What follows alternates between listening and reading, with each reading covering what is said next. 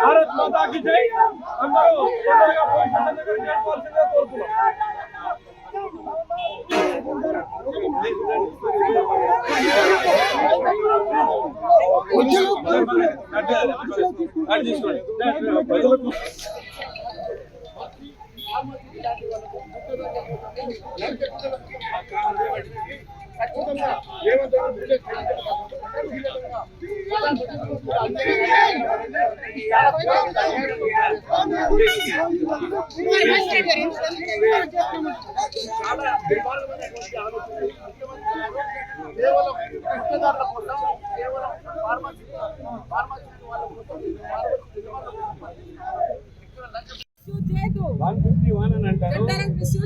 కాదు మేడం, మీరు ఇచ్చిన చట్టాలు మీరు చేసిన చట్టాలు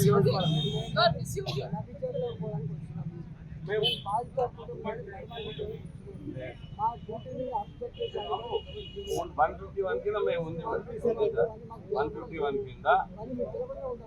అయ్యో సార్, అవి మీరు ఇచ్చిన చట్టాలే, మీరు ఇచ్చిన చట్టాలు మేము ఇంప్లిమెంట్ చేస్తున్నాం అంతే. తప్పదు సార్, తీసుకోండి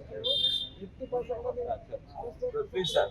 అరెస్ట్ చేసుకుంటున్నాం సార్, ఇక మీరు అరెస్ట్ చేసే ప్రశ్న అనొద్దు. మీరు అది మీరు వాళ్ళ చట్టాలు మీరే మీరు వ్యతిరేకించినట్టు సార్. చట్టాన్ని మేము ఇంప్లిమెంట్ చేస్తున్నాం, మీరు ఇచ్చిన చట్టమే అది. ఇక అందులో 151 కింద అరెస్ట్ చేస్తున్నామని చెప్పారు sir. Okay, this is the law. This is not right. This is not right. This is the law, sir.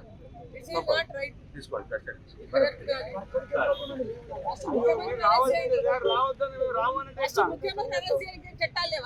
ఉంటాయి మేడం, ఉంటాయి, ఎవరికైనా ఉంటాయి, ఎవరికైనా చట్టపరంగా ఉంటాయి. ఆయన అన్యాయంగా కేసులు పెట్టొచ్చు, ఆయన కాన్స్టిట్యూన్స్ లో పోకుండా అడ్డుకోవచ్చు. ఆయన పెట్టండి లోపల, ఆయన పెట్టండి ముందర.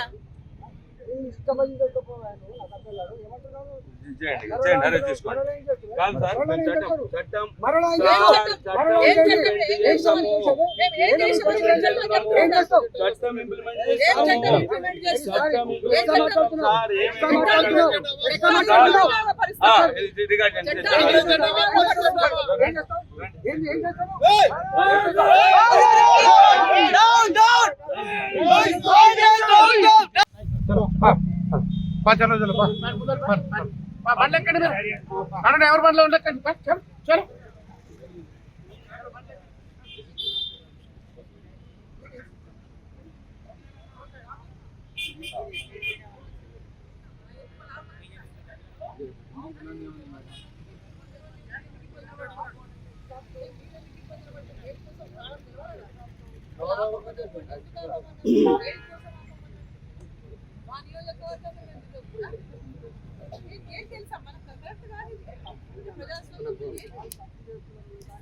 కరెక్ట్ కాదు కదా.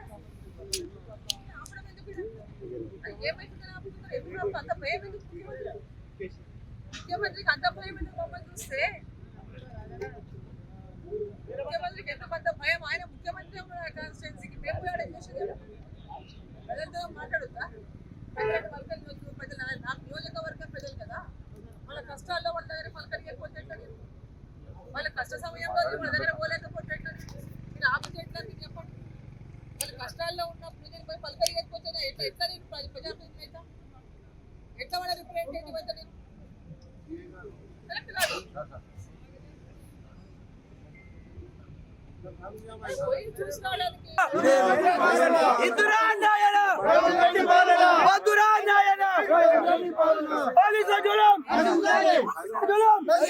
ముఖ్యమంత్రి కేసీఆర్ నియమించిన నియంత్రణగా తయారైన 11 నెలలకే అహంకారంతోన పూర్తి పేట్రేగిపోతున్నాడు. నా నియోజకవర్గంలో పర్యటిస్తున్నప్పుడు ఆయనకు అభ్యంతరం ఉండాల్సిన అవసరం ఏముంది? నా ప్రజలు కష్టాల్లో ఉన్నారు, వాళ్ళని పలకరించాల్సిన బాధ్యత నాకు ఉన్నది. నన్ను ఇది అడ్డుకోవాలి, మొన్న అట్లా అడ్డుకున్నావు, ఆ రోజు అట్లా అడ్డుకున్నారు, ఇది ఒక్క రోజే మళ్ళీ ఎప్పుడైనా పోవచ్చు అన్నారు. మరి ఈ రోజు ఎందుకు అడ్డుకుంటున్నారు? నన్ను దేనికోసం అడ్డుకుంటున్నారు అంటే ఆ ప్రజలని భయభ్రాంతులు మీరు గురి చేసి వాళ్ళ మీద వాళ్ళతో బలవంతంగా మీరు భూములు లాక్కుంటే వాళ్ళని ఈ రోజు రేపొద్దున వాళ్ళని అందరినీ బలవంతంగా భూములు లాక్కొని నీవు ఎవరికైతే ఫార్మా కంపెనీకి భూములు ఇవ్వాలనుకున్నావో ఆ భూములు ఇవ్వడానికేనా? అందుకని మమ్మల్ని ఊళ్ళో బోధిస్తలేవు, బలవంతంగా భూములను తీసుకొని ఇంకా మమ్మల్ని బోధిస్తలేవా? తస్మాత్ జాగ్రత్త. ఆ ఫార్మా కంపెనీ ఎవడైనా కానీ రేపు అక్కడ ఫార్మా కంపెనీకి పెట్టడానికి వచ్చేవాడు మనకి గుండె దమ్ములు ఉండాలా? ఒక రైతుల భూములని తీసుకొని ఇష్టం లేకుండా బలవంతంగా ఎవరికో ప్రైవేట్ వాళ్ళకి నీవు ఎందుకైనా బలవంతంగా భూములు కొనిస్తున్నావు?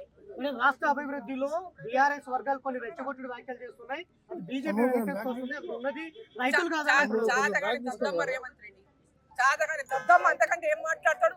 అరే నీకు దమ్ముంటే నువ్వు ఆ రైతులు నువ్వే ఒప్పించుకోవచ్చు కదా, నీ నియోజకవర్గమే కదా, నీవే కదా ఎమ్మెల్యేవు, నువ్వు ఎందుకు ఒప్పించలేకపోయినావు? చాతగాని దద్దమ్మ ముఖ్యమంత్రి నీ నియోజకవర్గంలో లా అండ్ ఆర్డర్ లేకుండా కలెక్టర్ మీద కొట్టిందని చెప్తున్నావు, అదే కలెక్టర్ మీద దాడి జరగలేదన్నాడు. ఈ నియోజకవర్గంలో ఒక గ్రామంలో ఆ రైతుల యొక్క కష్టాలను బాధలను అర్థం చేసుకునేటువంటి సన్యాసి ముఖ్యమంత్రి వాళ్ళ కడుపు తెలియదు, వాళ్ళ బాధ తెలియదు, వాళ్ళ ఆకలి తెలియదు.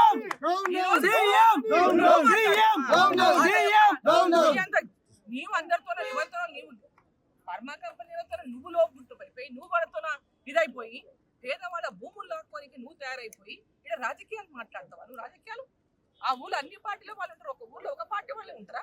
కాంగ్రెస్ పార్టీ వాళ్ళు లేరా ఊళ్ళో? ఆ రోజు ఏమైంది కాంగ్రెస్ పార్టీ వాళ్ళు? ఎక్కడ పోయిండు కాంగ్రెస్ పార్టీ వాళ్ళు?